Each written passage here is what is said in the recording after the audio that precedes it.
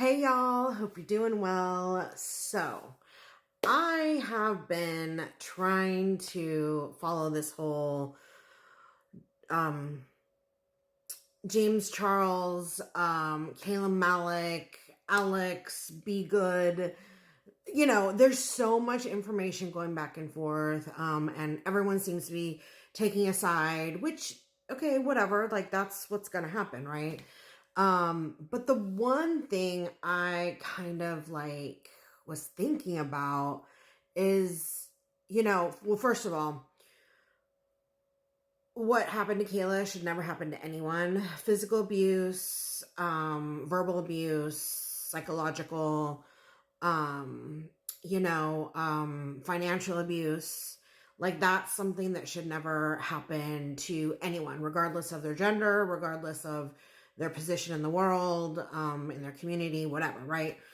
Um, and I feel like a lot of people are kind of feeding into this whole thing without taking into consideration like the impact that something like this has on a person.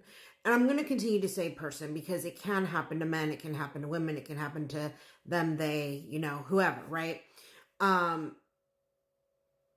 the impact that has, and regardless of whether you're in a romantic relationship, a business relationship, a friendship, um any sort of verbal abuse, financial abuse, physical abuse is not okay. And I feel like that's where the focus should be. I feel like, obviously James Charles is like trying to protect himself. He's trying to not get canceled. Quite honestly, the things that he did behind Kayla's back, it just makes him a shitty individual. Whatever, right? Like, but that's not against the law. Now, if he has done things that are against the law, should he be held accountable? Absolutely. But the fact is, everyone's trying to cancel him because he's a shitty friend. Has shitty taste in men or whatever, right?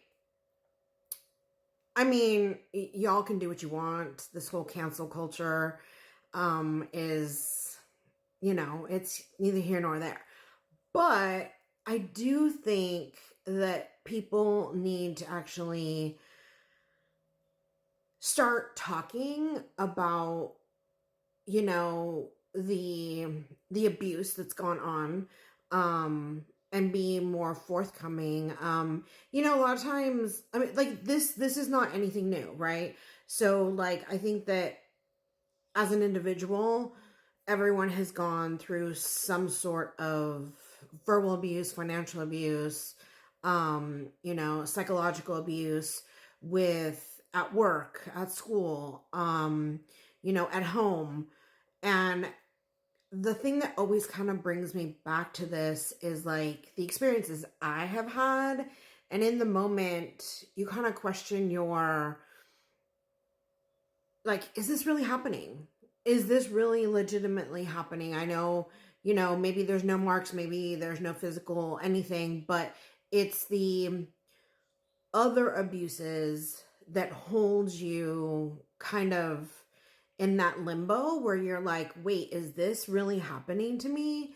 I trusted this person, and now they've turned into my abuser. For me, I specifically walked out of my last job, because I was like, I knew this person was verbally abusive and physically abusive towards other people and staff. But not until they were verbally abusive with me was I like, no, this is not happening. You cannot intimidate me. You cannot treat me badly.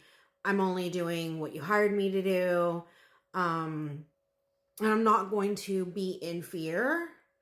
I'm out, right? Um, it was easy enough to get up and walk away, but the lasting trauma and triggers that result from that shapes you the rest of the way and shapes the decisions you make going forward.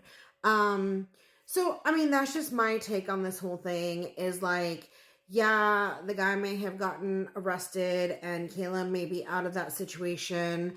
And everyone can pick a side, whatever it is, but think about 5 years down the road, think about a year down the road, the trauma that she went through, how is that going to shape the decisions that she makes going forward? So I know I can't be the only one who has experienced these things in the workplace, between friends. I'd love to hear your perspective. And you know what? I sometimes watching other people's drama unfold on TikTok kind of gets you out of your own head, and you're like, geez, at least I'm not going through this in front of everyone and their mother, right? Anyways, just my thoughts. I hope you guys have a great day, and make sure you get something for your mom for Mother's Day. All right, guys.